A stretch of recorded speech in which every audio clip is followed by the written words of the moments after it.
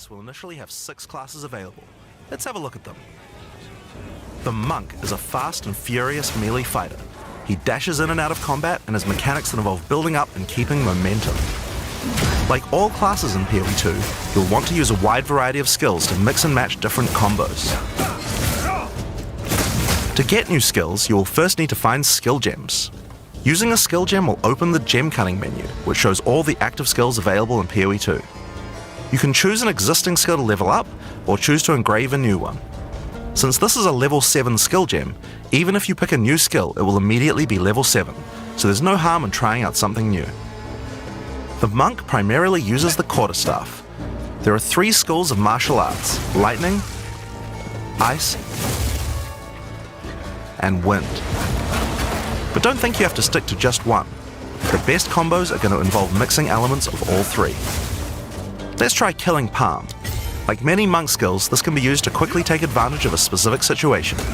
If there's an enemy on low life, you can use Killing Palm to dash to them and kill them instantly.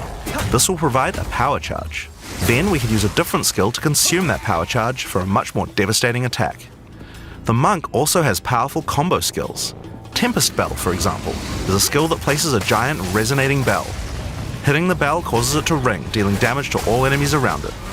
You can also do things like freeze or shock the bell, which will add elemental damage to the strikes. The Monk also has a variety of abilities to empower his staff. If an enemy is close to being stunned, you can use Staggering Palm to punch them down. After that, any attack you do will shoot out wind projectiles.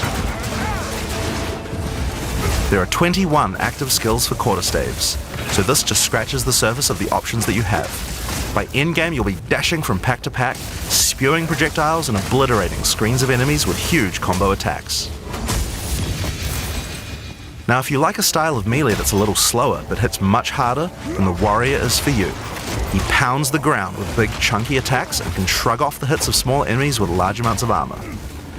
Even though the mace slams are slow, you never lose control.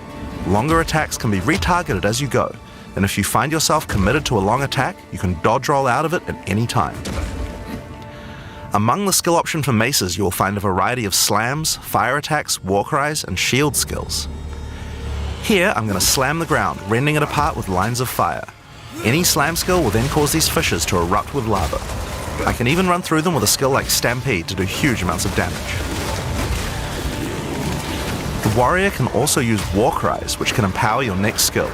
Seismic Cry, for example, will double any slams from your next attack. The Stampede counts as a slam, so I can double that for even more craziness. If you want to go a little faster and be a little more defensive, equip a shield. In PoE 2, you can raise your shield at any time to block all damage from the front, even spells. While holding up your shield, your stun meter will build as you take damage, so be careful. If it reaches 100%, your stance will break and you will be vulnerable. Some enemies also have unblockable attacks, which are indicated by this red flash.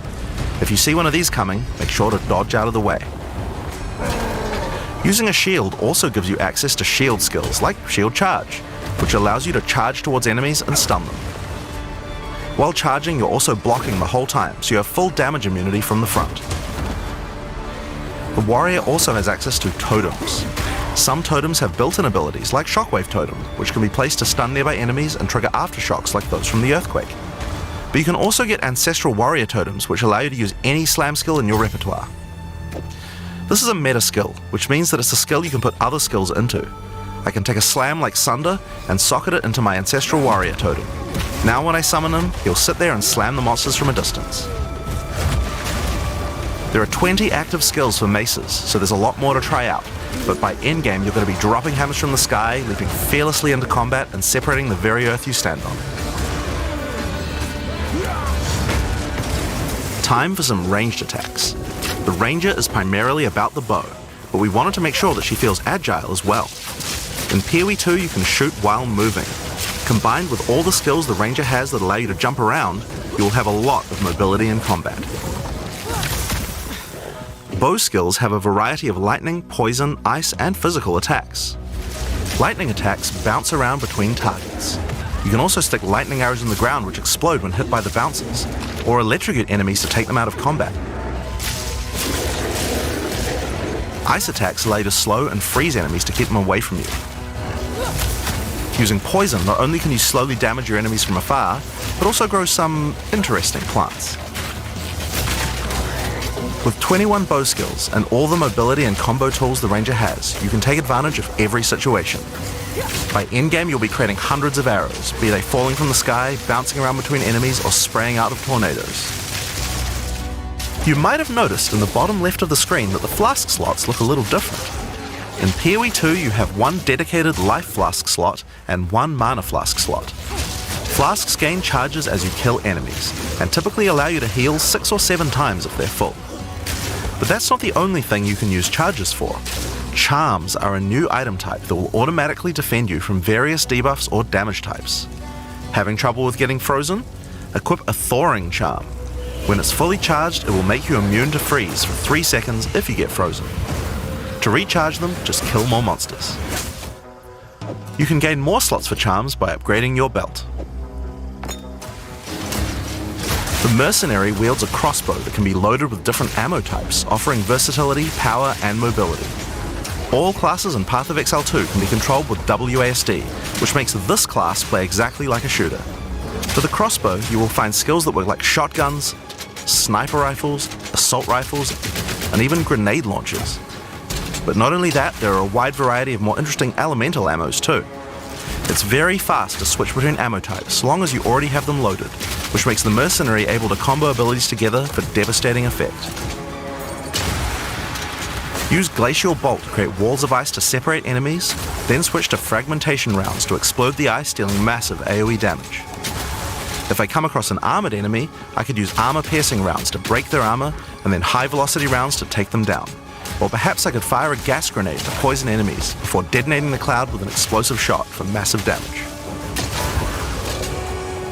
If you want to call in some suppressing fire, you can summon artillery ballistas. These have a minimum range, so you'll want to prepare your position carefully before moving in. There are 22 active skills for crossbows. By endgame, you'll be calling destruction down from the sky as you litter the battlefield with grenades and pepper your enemies with your automatic shotgun.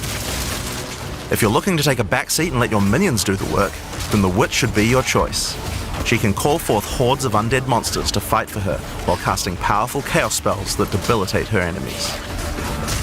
Occult skills are some of the most varied in the game, with skeletons, noxious spells, specialty minions, curses, and sacrificial magic. Before we talk about minions, we'll have to talk about a new resource in Path of Exile 2 called Spirit. This is a Spirit Gem, which allows you to pick from a range of persistent skills. All classes have a variety of these skills which can add some very interesting effects, like Arctic Armor, which does cold damage to enemies that hit you, or Raging Spirits, which summon fiery skulls each time you cast a fire spell. For the Witch though, we'll want to be using our Spirit to create permanent minions. These minions will be revived automatically when they die, so you don't have to worry about resummoning them all the time. Here I'm using the skill screen to allocate which minions I would like in my horde. You can see the spirit cost of each one. Skeletal warriors are cheap but weak, useful for tanking damage and distracting enemies. But I want more heavy hitters in my army, so I'm going to unsummon some warriors and instead add skeletal arsonists. Permanent minions come with special active abilities called command skills. You can order these guys to detonate your own minions for even more damage and area of effect. If you want a bigger army, you'll need a scepter. This new weapon type is imbued with even more spirit, allowing you to summon even more friends. And if you want an even bigger army than that, you can take advantage of corpses to summon true hordes of minions. But what can a witch do while her army is at work? Well, she has a range of chaos spells to spread disease amongst your enemies, or bone skills to impale them. Or, you could curse them to make them weaker so your horde can take them down. There are 25 active occult skills. By the endgame, you will be the leader of a fearsome army of the dead, consuming everything in its path. The sorceress bends the elements to her will, using them to unleash devastation on her foes. This classic spellcaster weaves a flurry of elemental magic from afar. The elemental skills have everything you might expect and more. Fireballs, icy explosions, lightning storms, you get the idea. Each spell is unique and has many different ways to build and combo with others, even between different elements. For example, Flame Wall conjures a burning line that not only damages enemies, but also empowers all projectiles that pass through it. If you place a wall and fire lightning sparks through it, they'll gain extra fire damage. It's a good idea to take advantage of the ability to automatically swap weapons when you use certain skills. Having a special staff with bonuses to fire skills and another with bonuses to lightning skills can really power up a combo like this. The sorceress can also take advantage of powerful trigger gems. For example, you could grab the Cast and Ignite gem and use it with Firestorm. As you ignite enemies, a counter will go up in the top left corner. When it's full, a Firestorm will automatically be cast at the enemy that was ignited. There are 25 active elemental skills. By endgame, you'll be firing off projectiles left and right as you rain down elemental storms on your foes. Now, those are the characters that will be available at the start of Early Access, but we will be adding 6 more character classes with just as many skills and options as these. There's a lot more to come. There's one more important thing to mention about skills. Even though we talk about them as belong to each class, in reality there are no restrictions. You can use all these skills on any class so long as you have the attributes. For example, a Poison Ranger might want to try out using Occult Curses to increase her poison damage, or a Monk might want to trigger Elemental Ice Walls to use with his Glacial Cascade combo. The possibilities for cross-class combos are practically unlimited. We're looking forward to what kind of things you guys might find. Now, Path of Exile is a game known for build customization, and we haven't even scratched the surface of what is possible yet. So let's talk about support gems. Path of Exile 2 has a system of support gems that can be combined with your active skills to dramatically change the way they work. If you find a support gem, then right-clicking it will open up this screen. Here you will find a variety of recommended support gems for each of your skills that you can pick between. For example, this is a multiple projectiles support gem and can be used to add multiple projectiles to any skill. Normally when you fire a grenade it'll look like this. But if we add multiple projectiles, then you get 3 of them. Once you have the gem, you can also freely move it between any of the skills on your character. If you want to have a multi-shot sniper rifle instead, then simply move the gem over to your high velocity round skill. Generally speaking, if it sounds like a support gem should work with a skill, then it will work. So it's a good idea to experiment.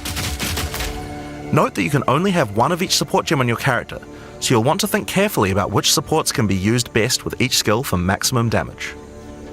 Now, if you want to stick to the recommendations, you should have a perfectly good time, but if you want to experiment a bit more, then uncheck that recommended button and you can see the full list of supports that will work with your skill.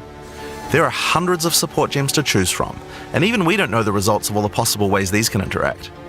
Each skill can have up to 5 supports socketed into it, and if you're clever you can come up with some pretty interesting ideas. Now all of this is just scratching the surface. You can make frost vortexes, break people's armor, make minions explode, make skills repeat, make enemies set each other on fire, cull enemies or pin them to the ground. Supports let you drastically change the behavior of your skills and create your own unique build, or at least follow someone's OP build.